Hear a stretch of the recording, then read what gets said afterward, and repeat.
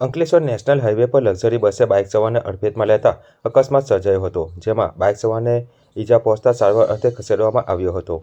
અંકલેશ્વર નજીક national highway number 48 પર અકસ્માતની ઘટના સામે આવી છે, જેમાં લક્ઝરી બસના ચાલકે બાઇક સવારને અડફેટે લેતા યુવકને ગંભીર ઈજાઓ પહોંચી હતી.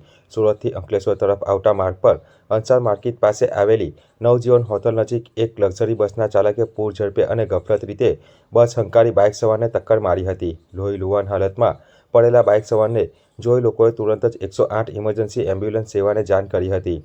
માહિતી મળતાની સાથે જ 108 એમ્બ્યુલન્સની ટીમ ઘટના સ્થળે પહોંચી હતી અને ગંભીર રીતે ઈજાગ્રસ્ત થયેલા બાઇક સવારને પ્રાથમિક સારવાર આપી વધુ સારવાર અર્થે નજીકની ખાનગી હોસ્પિટલમાં ખસેડાયો હતો. અકસ્માતને પગલે હાઈવે પર થોડા સમય માટે ટ્રાફિક જામના દ્રશ્યો પણ સર્જાયા હતા. આ સમગ્ર બનાવની જાણ થતાં જ સ્થાનિક પોલીસનો કાફલો પણ ઘટના સ્થળે આવી પહોંચ્યો હતો અને અકસ્માતનો ગુનો નોંધી વધુ તપાસ હાથ ધરી છે.